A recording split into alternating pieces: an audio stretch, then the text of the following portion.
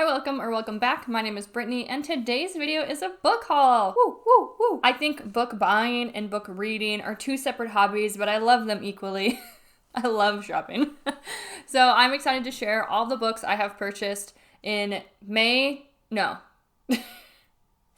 April, May, and June. We got it. I did quite a few stops throughout the last few months, and I will also be sure to share my digital purchases as well because I did buy a few audiobooks. And then if I have any videos where I review books that I have read, because there are a couple in the stacks I've already gotten to, I will be sure to link those videos down below. And as always, all my videos have timestamps in the description box, so if you go to that video, you should be able to easily find the review you are looking for. Let's just start off. My first purchase for April was Funny Story. This is by Emily Henry, narrated by, can you guess? Julia Whalen. This was a fun rom-com. I enjoy that duo of author and narrator. It's just like my favorite pairing. But this follows Daphne and Miles. They find themselves roommates after Daphne's fiance leaves with Miles's girlfriend. So now Miles and Daphne are in need of kind of a roommate situation. Daphne's found herself kicked out of her home by her fiance and his new lover.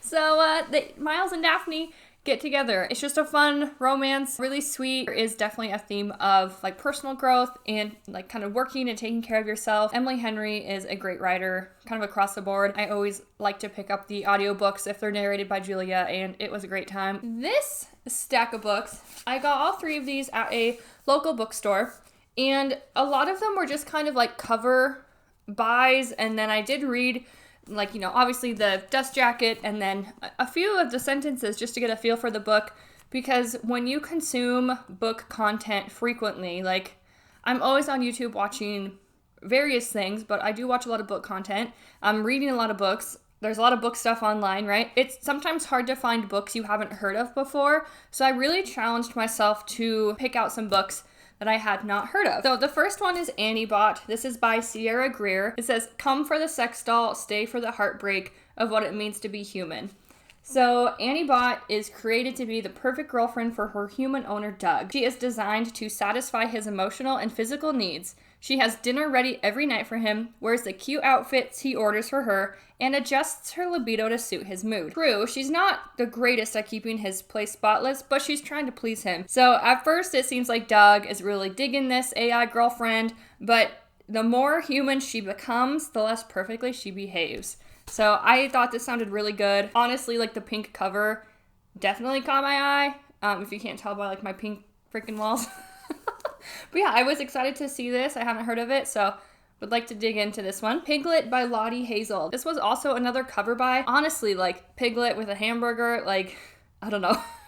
It's making a statement, and I just really liked this artistic hamburger. But this follows a woman who, outside of her childhood nickname Piglet, she's rather pleased with how her life has turned out. She's about to get married. She's an up-and-coming cookbook editor, lovely friends, handsome fiance, family that she likes most of the time. But when Kit confesses a horrible betrayal 2 weeks before they're set to be married, Piglet suddenly finds herself hungry. And I just think that sounds great. It is both an examination of women's often complicated relationship with food and the celebration of messes life sometimes makes for us. As a woman and as someone who has struggled with food and just body image, like it's a whole thing, I'm excited to see how this book dives into the topic and, I don't know, figure out more about Piglet. Lastly, I grabbed Love Novel. This is by Ivana Sakjo, translated from Croatian by Mima Simic. I mean, that cover is pretty interesting. It was definitely interesting. Like, looks like a guy crying or screaming. He looks anguished. This is about a married couple in an unnamed city. A husband and wife wage a silent war of rage and resentment.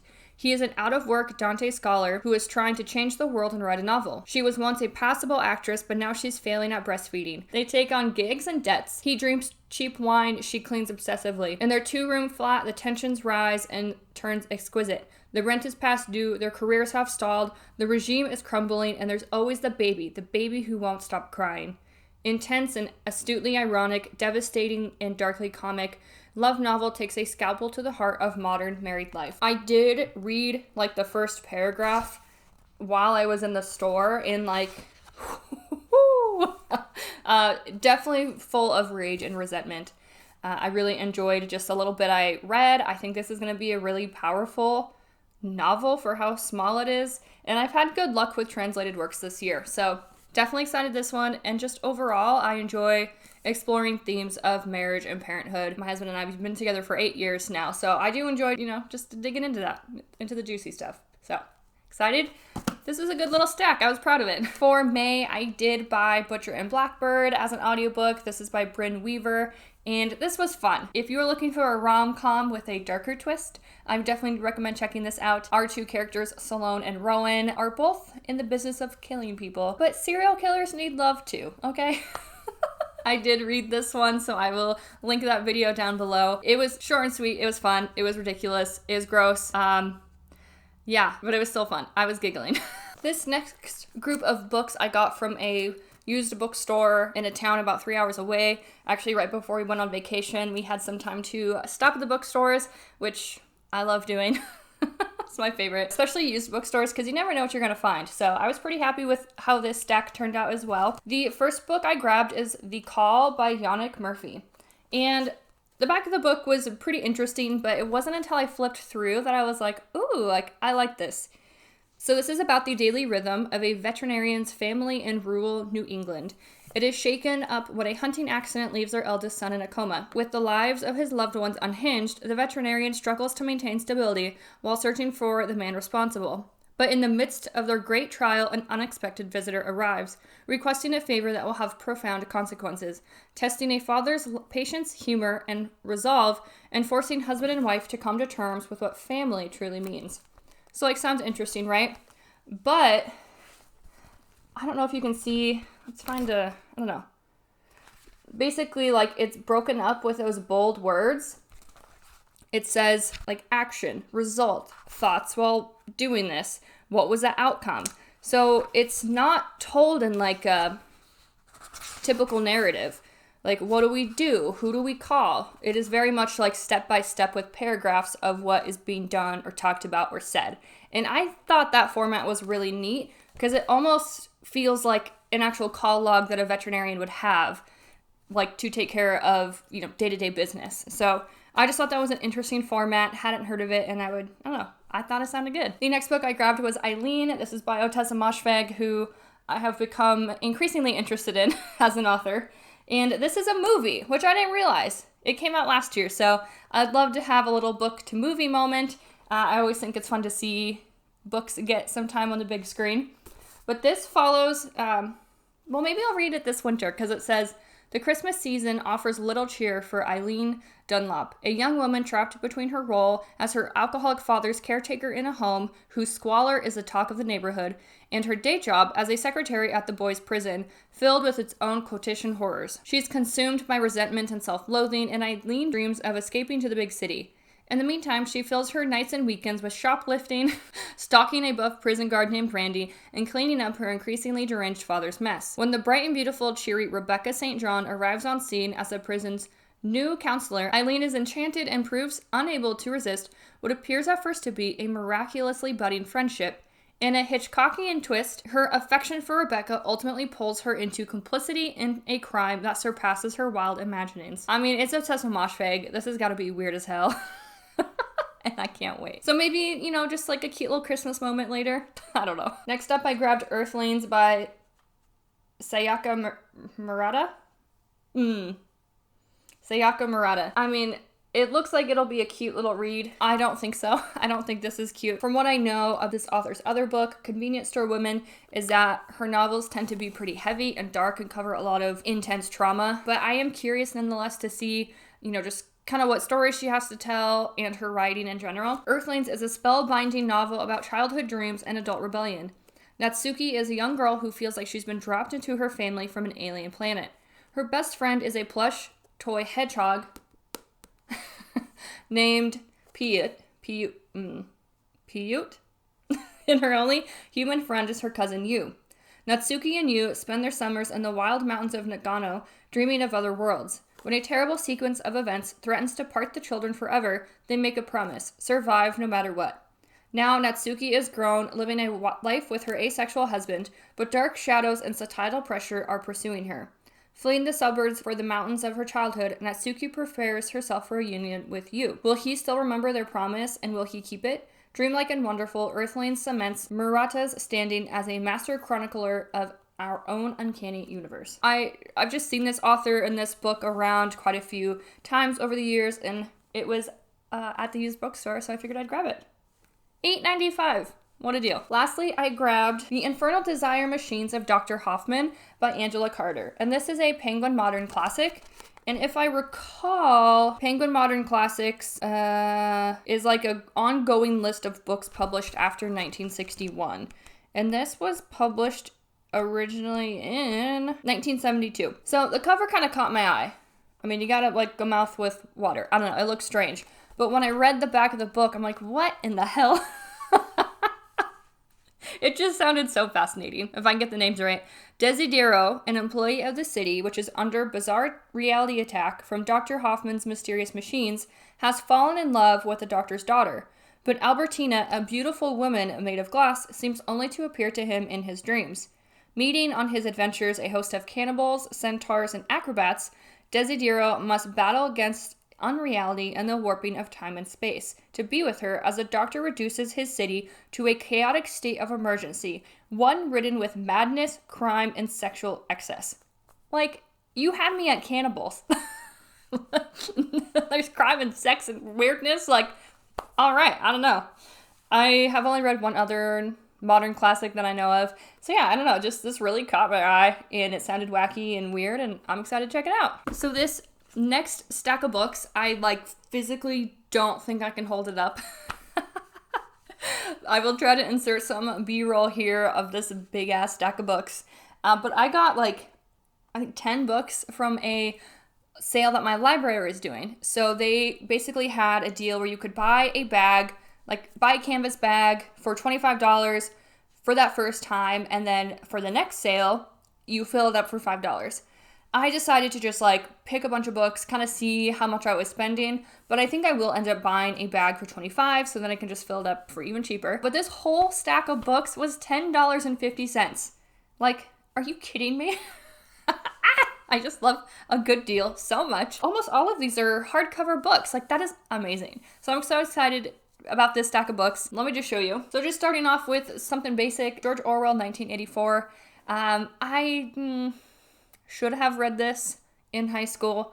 Don't remember it. But I think it would be cool to check out some of those books I probably should have read as an adult. First of all, I'll understand it better. I have the attention span and the desire to read those kinds of books now, whereas in high school I didn't. So I don't know, I just would like to revisit some classics. I have only done the Audible, like, dramatized adaptation.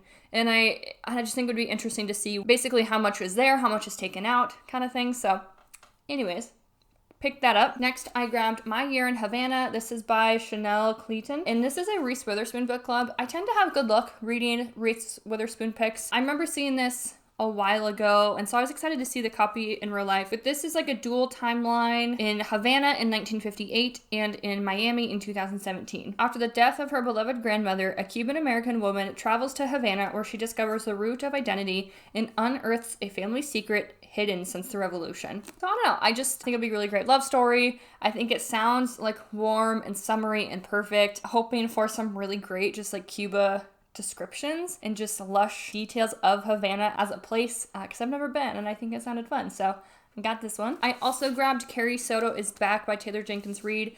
I read this as an audiobook last year, but I enjoyed it so much. I did want to have my, a physical copy on the shelves because I feel like I need audiobook trophies.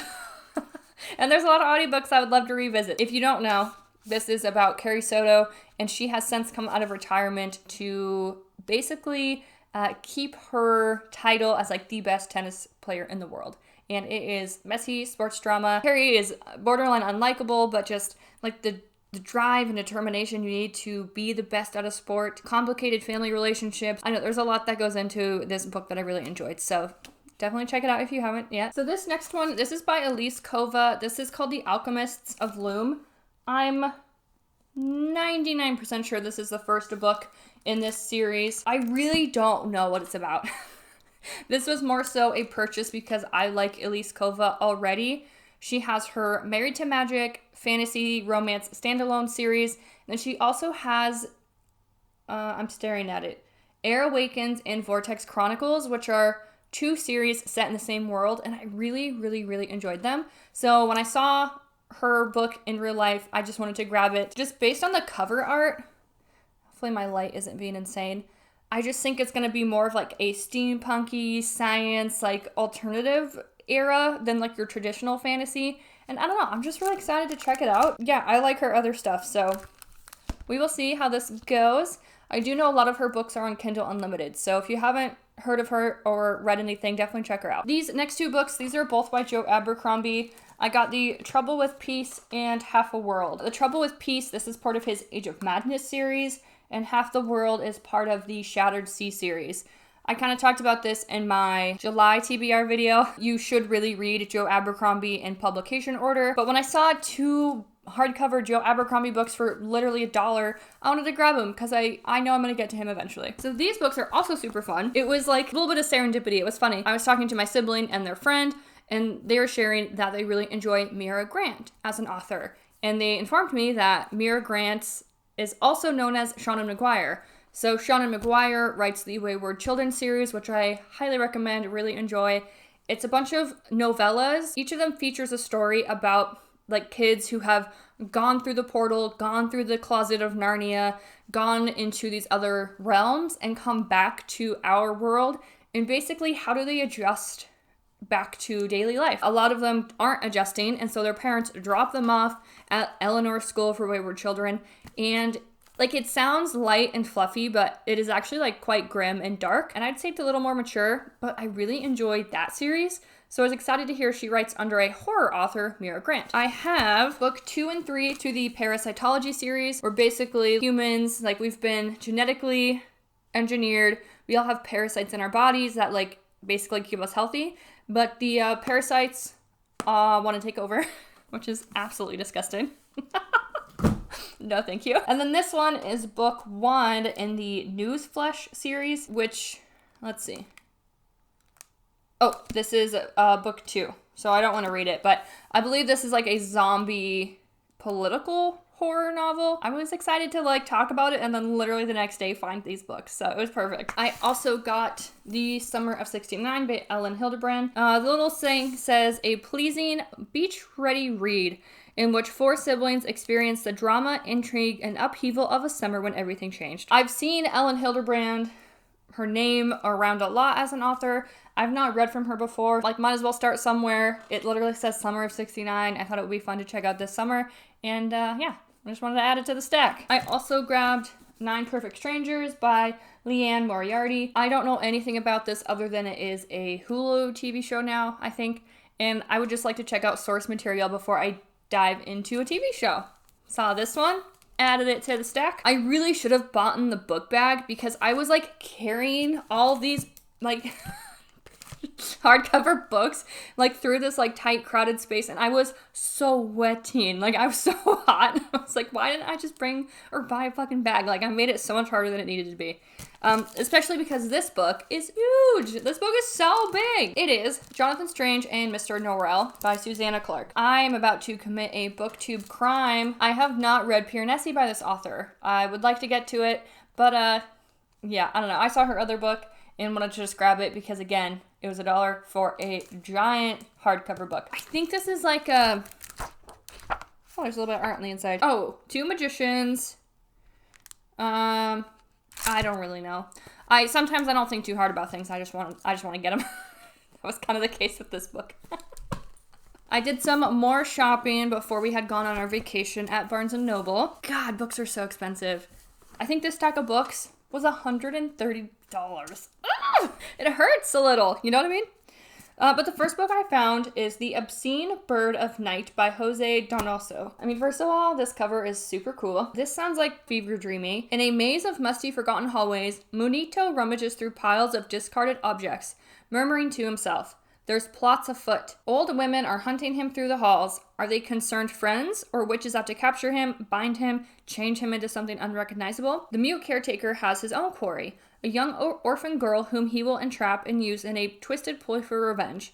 And as the story rolls on like a vortex of rotting lacework, voices that shift and multiply, weave a horrifyingly familiar reality out of paranoia, illusions, and lies, where each is trapped with their own Russian doll of unstable selves, shrinking, decaying, always scratching towards a memory of youth, power, and glory. I don't know, it sounded really interesting. This is translated, the author is from Chile. I don't know, it just kind of caught my eye because it sounded so strange.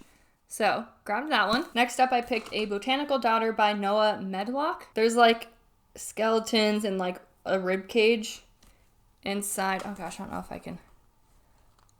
Like, so cool. It is an unusual thing to live in a botanical garden, but Simon and Gregor are an unusual pair of gentlemen. Hidden away from the disapproving tattle of Victorian London, they are free to follow their own interests without interference. For Simon, this means working his taxidermical art.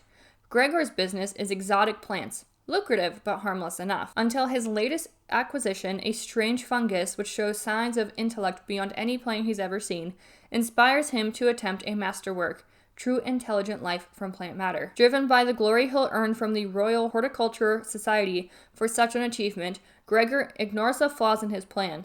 That intelligence cannot be controlled, that plants cannot be reasoned with, and that the only way his plant beast will flourish is if he uses a recently deceased corpse for substrate. Gross and awesome. Next up, I grabbed Pearl. This is by Josh Mallerman. I did just finish this recently. It is a weird, gross story about a telekinetic pig. I also picked up Motherhood by Sheila Heti. Again, I also did read this, so I'm pretty proud of like the books that I've like recently picked up and read. Like, this is all good progress. So I will also link this one down below as well. But this is looking at basically the question of to have kids or not to have kids. And Sheila Heti kind of mulls this over in a diary style journal entry format. Lastly, at this Barnes & Noble haul, I did pick up The House of Leaves by Mark Danielewski.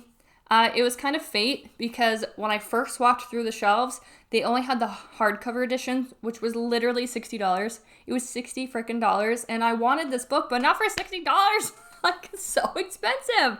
Anyways, I made a few passes. I was trying to like hustle and like zip through the shelves, and when I went back through, they literally had just restocked the paperback versions, and it was only $30, which I was much happier with. So I did get this nice floppy paperback version. This book is wild because it's like a different format. Like, I don't know. I'm going to have to work to read this one.